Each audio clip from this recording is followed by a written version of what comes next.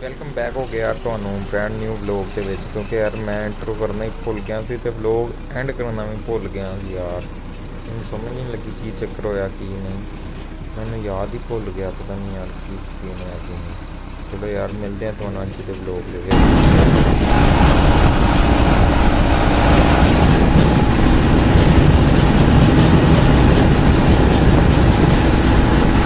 यार कल वाली जगह पे आ गया। कल भी मैं इतने पीछे वीडियो बनाई थी, मैं सुबह सुबह का टाइम है जाते रहे हैं, मतलब ब्लॉग से शुरू किया। अज भी सुबह सुबह का टाइम आ, अज भी जिन्ना पर नौकरी जगह पे जाते रहे हैं। वीडियो तो दिखाना की ना की नहीं सड़क है यार बड़ी खराब है, पूछो टापो टाप अभी तो खराब हो ना फिर जाती, बड़ा काम खराब है। स्लो स्लो स्लो स्लो खड्डे आ सारे, डूंगे डूंगे खड्डे आ सारी सड़क, फिर गन्ने की ट्राली में स्लो स्लो आती है।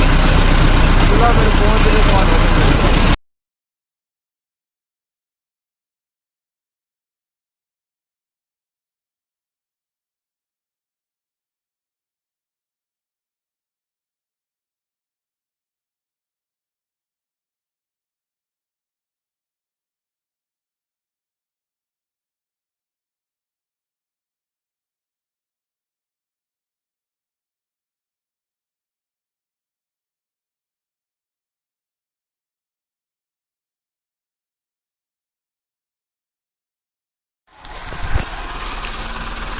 फोन ना लाएं।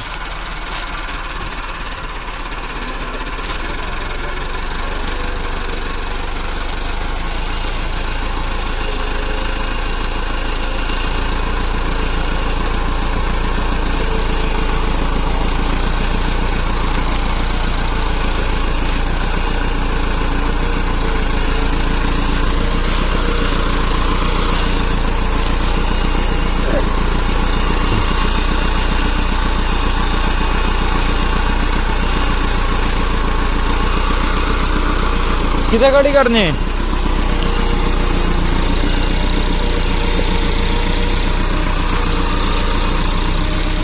थोड़ा काट सीधा काट।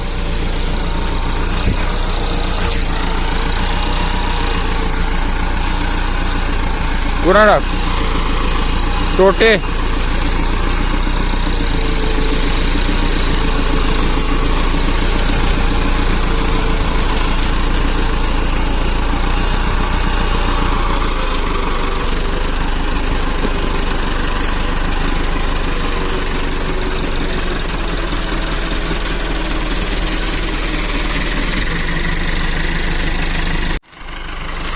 स्लो स्लो जानी।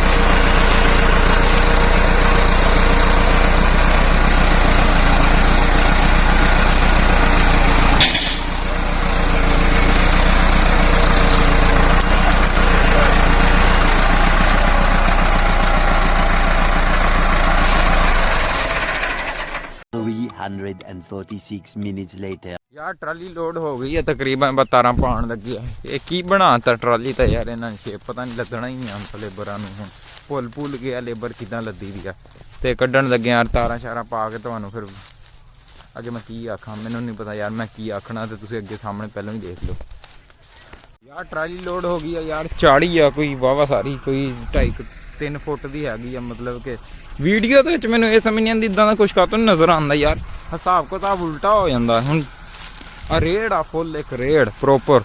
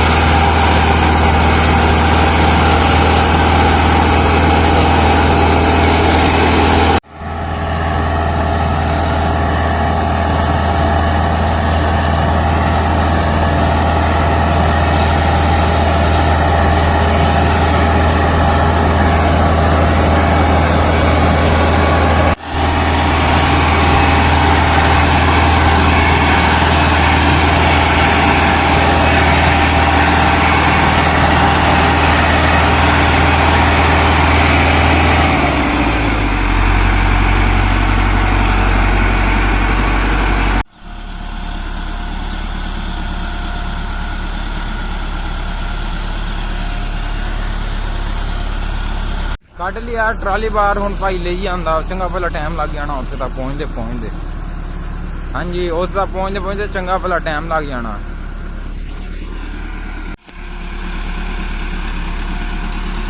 ਸਪੀਡ ਜਾਣ ਦੇ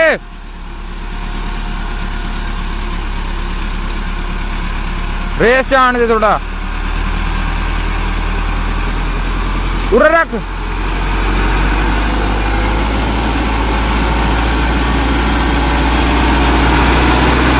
ਬਸ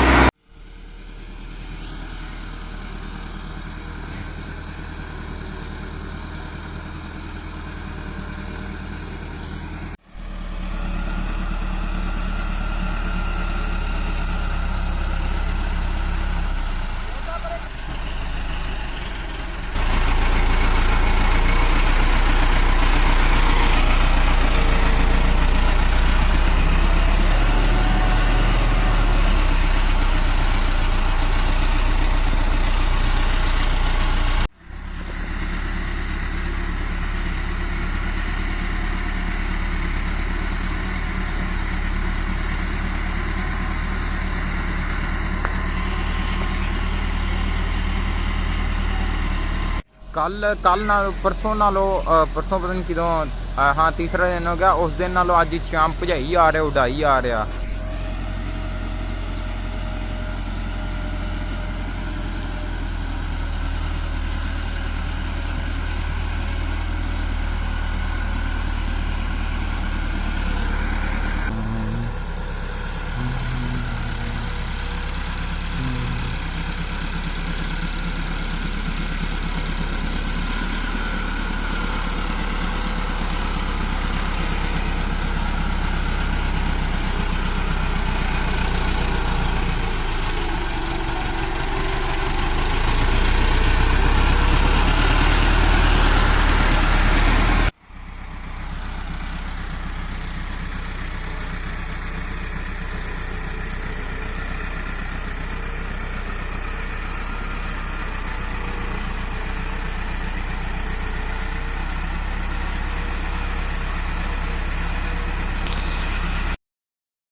One hour later. 2 hours later. 3 hours later.